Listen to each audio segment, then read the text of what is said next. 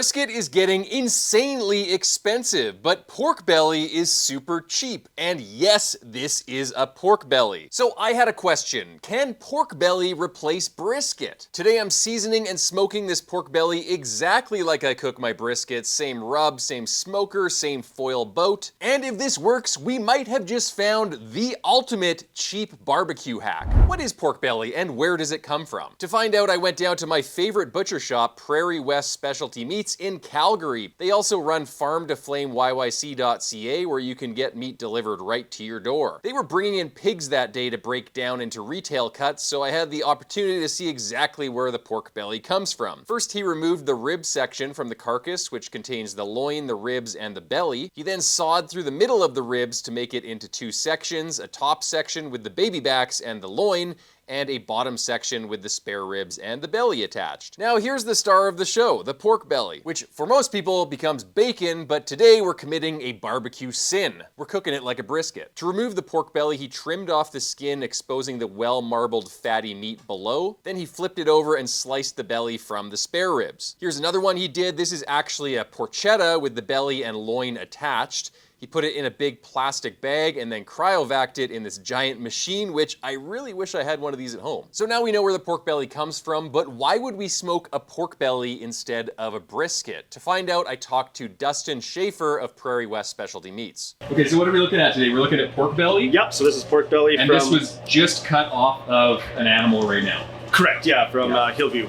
Perfect. And tell me about this cut. So this is a pork belly. It's one of the prized, I would say, most prized possessions out of the carcass.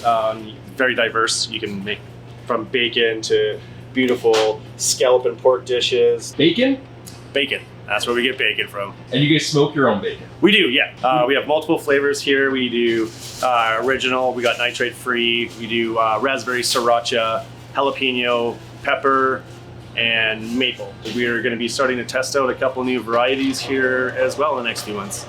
Is this a cheaper cut than brisket, or is it more expensive? Cheaper, way cheaper than a brisket. How much would a brisket be compared to pork belly? So your average brisket's probably going to go for about $13.40 to $14 a kilo, where this is going to go for about $5 to $7 a kilo. So you could pretty much buy 3 of these pork bellies for the price of 1 brisket? Correct, yeah, no, easily, yeah. So there you have it. Pork belly is about 1/3 of the cost of brisket, maybe even cheaper in some areas. Also, even the leanest pork belly is probably more marbled than the average brisket. So why don't we just smoke pork belly and slice it like we do with brisket instead of paying way more money for a brisket? Well, here's the problem. Brisket makes beautiful slices because it's full of connective tissue called collagen, the tough connective tissue that slowly renders and gets soft throughout the cook, but still retains enough elasticity and structure to hold slices together. Pork belly is different. It has way more fat and way less collagen. So the risk here is that instead of getting those perfect brisket-style slices that hold together, we're gonna get basically bacon mush that just falls apart when you slice it. So the goal today is to smoke the pork belly, render the fat on top of it, get a really nice soft texture, but we don't want to overcook the pork belly to the point where it's just mush and it's falling apart. We want sliceable slices, just like brisket, but more on how I'm gonna do that later. Okay, here's our belly ready to be seasoned. You can see it has a nice continuous fat cap, just like a brisket. Very interesting. That's going to become very important later. Flipping it over, I'm going to spritz it on the meat side, fat cap down, with some 50-50 soy sauce and water as a binder and as a first layer of liquid salt. Then a light layer of table salt, then a very light layer of Let's Go general purpose barbecue rub. We're not going for a super sweet flavor profile like you'd normally see on cubed pork belly or pork belly burnt end. We're going for more of a traditional salt and pepper brisket style flavor profile here. So now I'm generously seasoning it with my Smoke Trails barbecue brisket rub. This is going to give it that Texas style brisket flavor profile and texture we all know and love. Flipping it over, I'm repeating those layers on the other side. And this is the final texture. Lots of salt and pepper pepper, a tiny hint of sweet. I think that's going to be perfect. Heading out to my Oklahoma Joe's Longhorn offset smoker. I'm going to fire it up with some Oklahoma Joe's lump charcoal. Really loving this stuff right now. Smells great, burns great. Light that up with a torch, and then I'm going to add a split of cherry wood and get my pit temps up to around 250 Fahrenheit for the first part of the cook. Now I'm opening up the Longhorn, and the belly is going on with the thicker end facing the firebox. It's on a cookie rack because it cooks way faster and more evenly when it's elevated in the main chamber. I did a video scientifically testing out this concept, but the Coles notes are this.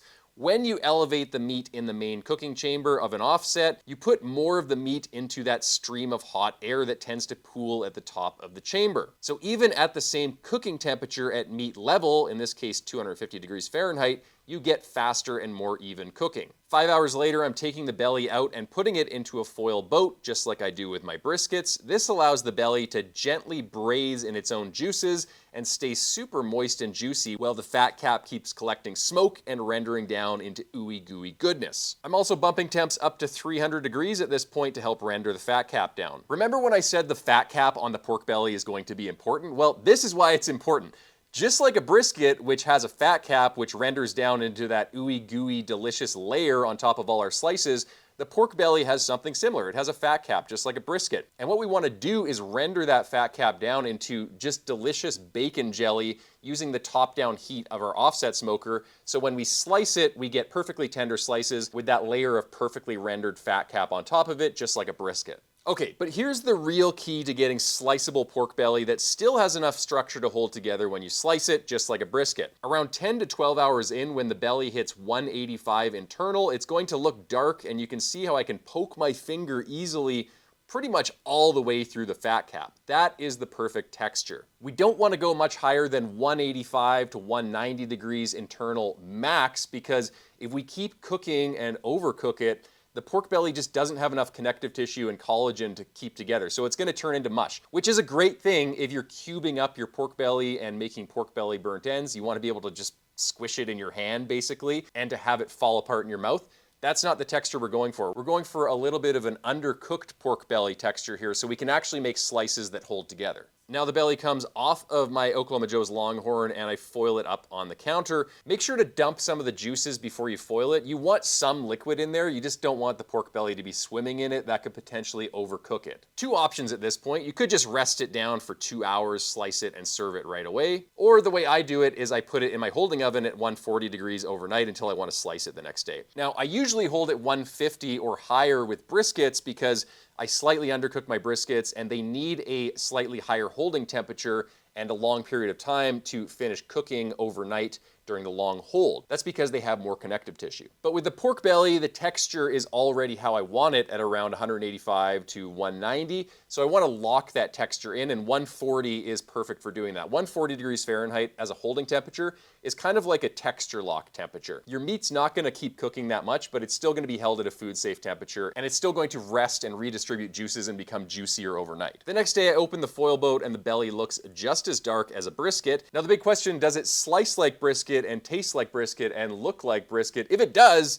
the Texas beef industry might put out a hit on me. But we need to find out for science. First, I'm slicing it in half, then stacking it. You can see it has a nice layer of rendered fat on top of it, just like a brisket fat cap. Interesting. That white part looks like it's all fat, but it's actually just meat with the fat cap on top of it. Then I sliced just over 1/4 inch slices, a bit thicker if it seems like it's gonna fall apart on you. And look at that. Nice looking slices that look almost exactly like brisket slices. And these are all as fatty and delicious as point slices on a brisket. There's no chance of drying them out because they have so much intramuscular marbling. But how do they taste? Let's find out. Oh my God, guys, this is unreal. It tasted freaking amazing, very similar to brisket with that really ooey gooey rendered bacony fat cap, and then it had this really well marbled bite, very similar in texture and taste to a brisket. So don't sleep on this. It's a fraction of the cost, and it's very similar to brisket. I would definitely try this out. But what do you guys think? Are you gonna try smoking a pork belly instead of a brisket for your next cook? Let me know in the comments section below, and let me know how it goes. Until next time, happy smoking.